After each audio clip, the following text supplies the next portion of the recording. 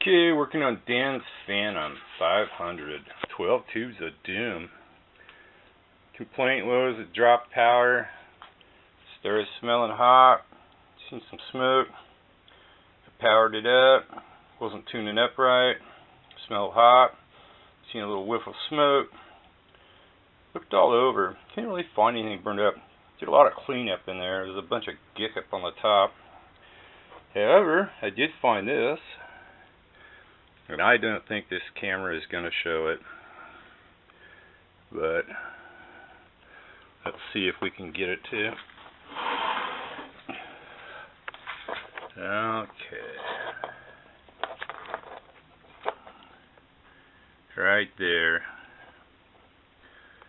Two of these plates have been reduced to slag. I tried scraping the slag, but no, it's too burnt and pitted.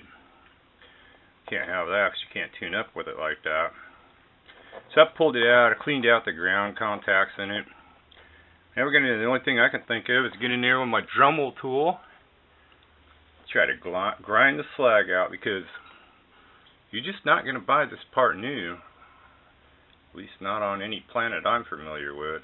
So catch me later, wish me luck. We're out, over.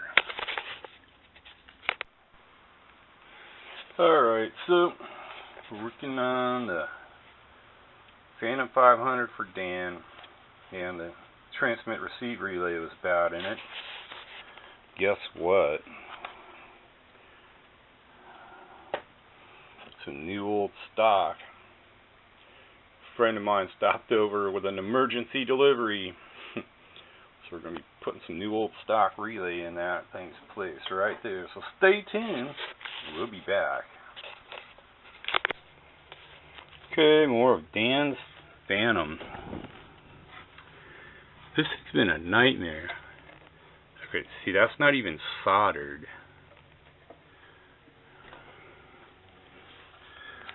This one's not even soldered. And I'm trying to ignore a bunch of that stuff because Dan said the thing was working.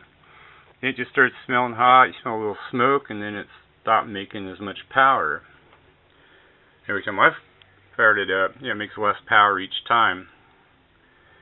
So, you know, you gotta fix things. Like this relay here was bad. I went ahead and serviced these relays. You know, there's so many bad things in this. Bad connections here. You know, somebody went in, did some work, didn't do a very good job. That stuff there is all rinky-dink. I'm not really sure what to do, man. This is one of those strip it and rewire it and build it over jobs down here. Anyway, gonna be testing the high voltage now. See if we got any up at the tubes. I gotta key the damn thing up, test the high voltage. So hopefully I can live through that. Catch me later, hopefully. Over and out. Here I tested the high voltage, and I have high voltage going to the drivers, but I don't have high voltage going to the final. This wire's not really soldered in there. Guess what that wire does? Provides high voltage. Another bad solder joint. Fuck, man. Had some bad work done to it.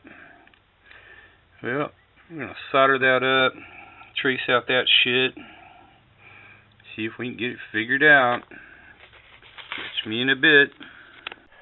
Alright, Dan's 12-2 Phantom.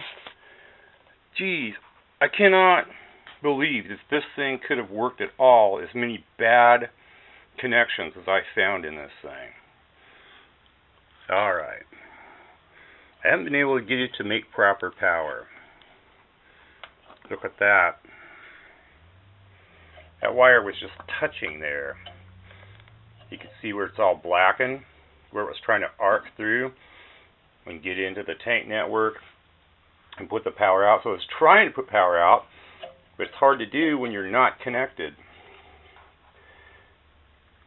I don't know how many connections I've redone in this. I've lost count. We're going to redo this one, fire it up, and see if we're making power, because the problem has to be right there on that tank network. And boy, there's a big problem right there. Let's fix that, juice it up, see what the hell happens. Catch me later. Bye. Okay, let's talk about this 12-tube Phantom for a minute. So, it's Dan's, he got it. It transmitted for a while, it was working okay. Then it started smoking, smelling hot. So he shipped it up here. Now, we're going to piece together all the videos of all the stuff that I found. And remember, that's only half of what I have found inside this linear. The bad connections and the stuff that wasn't even soldered is just astronomical in here. Some really bad work was done quite a few years ago by this guy who was nice enough to write on the inside of the linear chassis with a pen all the nice work that he did to it. Whew, this guy needs to stay the fuck away from equipment and never try to solder again, man. It's a horror show. Well, we've replaced tons of parts. We're going to piece together this video, and you can kind of see what a technician has to go through when you're working on stuff this old. And that's the way it is. This thing is old. It's nobody's fault. Really, I mean, it's been this way for years. Plus, you have other parts going bad because the thing is just old as dirt. Just like me, I'm old as dirt. A lot of things in me don't work anymore. So we're going to piece together this video. We do not have it making full power yet. It's working on low power now consistently. Got voltage now into the high voltage stage. It didn't have high voltage to the high voltage stage, or I mean to the final stage. So now when you flip the thing to high power, you get the voltage going to the final stage. So just to let you guys know what it's like to actually work on some of the stuff that's old as dirt like me. Yeah.